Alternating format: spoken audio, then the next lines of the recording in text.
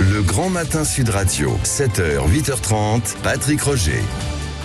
Avec, je le disais, c'est à la une, un éco-score pour connaître l'impact environnemental des vêtements. C'est le label Éco-Balise qui est prévu l'année prochaine. Les détails vont être présentés tout à l'heure. Nous sommes en ligne avec Christophe Girardier pour en parler en avant-première, qui est expert environnemental, président de Glimpact. C'est une société qui travaille avec de grands industriels français du textile comme Lacoste, Decathlon ou encore DIM. Bonjour à vous. Bonjour. Bonjour. Alors, comment est-ce que vous allez mettre en place ce système donc à partir de l'année prochaine, Alors, d'abord, ce n'est pas nous qui allons le mettre en place. Le gouvernement nous avait présenté son projet de méthode pour cette problématique de l'éco-score, qui consiste en fait à permettre, comme vous l'avez dit très bien, aux consommateurs de comprendre l'impact d'un vêtement, mais surtout aux acteurs d'avoir des éléments pour réduire leur impact. Alors, le problème de la méthode française, c'est que la France veut jouer cavalier seul en inventant une méthode qui ne correspond pas du tout à ce que l'Europe a mis en place depuis plus de 10 ans. Donc l'Union européenne vient d'adopter le nouveau règlement sur les co-conceptions le 11 janvier dernier et propose une méthode unique, harmonisée au niveau européen et surtout scientifiquement fiable. La France ignore cette méthode, avec ce projet de méthode, transgresse ce cadre et va créer un éco-score franco-français qui ne correspond pas non seulement aux résultats qu'on peut obtenir avec les méthodes européennes, mais surtout imaginez que vos auditeurs puissent avoir un vêtement qui est noté avec un score, un bon score en France, mais un score qui est 2 fois moindre en Allemagne ou encore différent en Espagne. Ça n'a pas de sens. Donc la méthode du gouvernement aujourd'hui ignore la règle européenne, et alors c'est d'autant plus dramatique que beaucoup d'industries, notamment des industriels français, c'est le cas de Lacoste, c'est le cas de Decathlon, c'est le cas aussi de Chantel, ont déjà préparé l'application de ce cadre européen, ont défini ce qu'on appelle des critères d'éco-conception conformément à cette méthode. La France remet tout en cause et invente sa propre méthode en mettant des coefficients non seulement non conformes au cadre européen, mais surtout arbitraires. Et c'est ça qui pose problème. Oui. Vous auriez voulu qu'il y ait cette grande concertation au niveau européen. C'est-à-dire que vous dites, oui, pourquoi pas, pour cette éco-balise, mais il faut qu'on s'entende, quoi. Alors attendez, l'affichage mental, c'est très important. Et ça date pas. Ça fait 10 ans qu'on en parle. Et moi, je suis un grand supporter de l'affichage mental. Mais à 2 conditions. Qu'il soit basé sur la science et 2, qu'il permette non seulement aux consommateurs de bien comprendre l'impact des produits et de comparer 2 jeans, 2 t-shirts, mais sur des indications fiables, mais surtout qu'il permette aux acteurs de s'améliorer. Or, aujourd'hui, la France, alors même qu'elle a participé au cadre européen scientifique qui a été défini par l'Europe il y a déjà 1 an, est en train d'inventer une méthode qui n'est pas conforme à ce cadre, alors même qu'il va s'imposer dans toute l'Europe.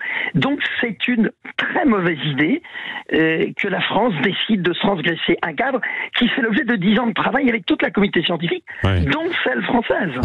Parce que sur le site, on le voit, du ministère de la Transition écologique, on indique que l'industrie textile génère énormément de gaz à effet de serre, plus d'ailleurs que les vols internationaux, le trafic maritime réuni.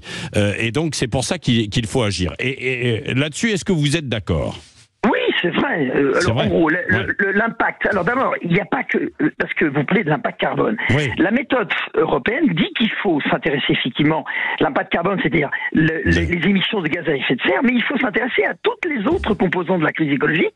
Par exemple, l'utilisation des ressources en eau, l'utilisation des ressources fossiles, les enjeux de la biodiversité. La méthode européenne couvre l'impact carbone, mais tous ces enjeux-là. Ce que propose la méthode française, sauf que la méthode française déroge à ces règles et ajoute des bonus ou des malus totalement arbitraires. Donc oui, c'est très important de permettre aux consommateurs de bien choisir et surtout de comprendre l'impact d'un vêtement, sous réserve qu'on ne base pas cet impact sur des critères politiques, mais sur des critères scientifiques. Et c'est exactement ce que l'Europe a fait propose de faire et à même légiférer. Je vais même plus loin. Je pense que le cadre proposé par la France est juridiquement non conforme au cadre européen qui va s'imposer, puisque l'Union européenne a voté en début de cette année le nouveau règlement sur l'éco-conception qui, lui, propose que ce soit l'Europe qui fixe la règle pour l'ensemble des pays européens et surtout avec des critères objectif et fondé sur la science. Bon, alors qu'est-ce qui va se passer l'année prochaine dans les rayons justement français? Est-ce que il y aura quand même d'une manière ou d'une autre cet éco-score ou pas? Parce que ce sont les marques volontaires qui peuvent y participer.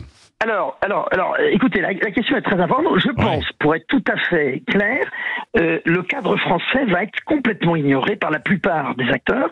Pour une raison simple, c'est que dès 2025, l'Europe va appliquer son règlement sur l'éco-conception, qui sera appliqué en priorité sur l'industrie textile et de la chaussure, et qui va imposer des règles européennes qu'évidemment les acteurs vont suivre, ce qui va faire que il va y avoir deux cas. Donc, si la France aujourd'hui impose sa méthode, elle va placer les acteurs dans une situation impossible, mais la plupart des acteurs vont respecter le cadre. D'ailleurs, certains le font déjà.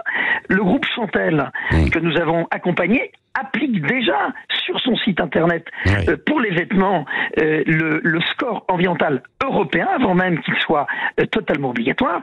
Donc je pense que certains acteurs suivront le cadre français, mais qui va donner des résultats différents. Et puis, je pense que la plupart des acteurs vont plutôt suivre le cadre européen, qui lui est déjà disponible. La preuve, Chantel le fait déjà. Des groupes comme Lacoste, Decathlon ou d'autres encore ont déjà mis en œuvre des stratégies industrielles pour réduire leur empreinte et pour pouvoir préparer cet affichage, mais européen celui-là.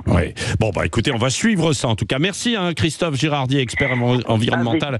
Et président donc de Glimpac, c'est une société qui travaille avec de grands industriels français sur ces sujets. Il est 7h20 sur Sud Radio.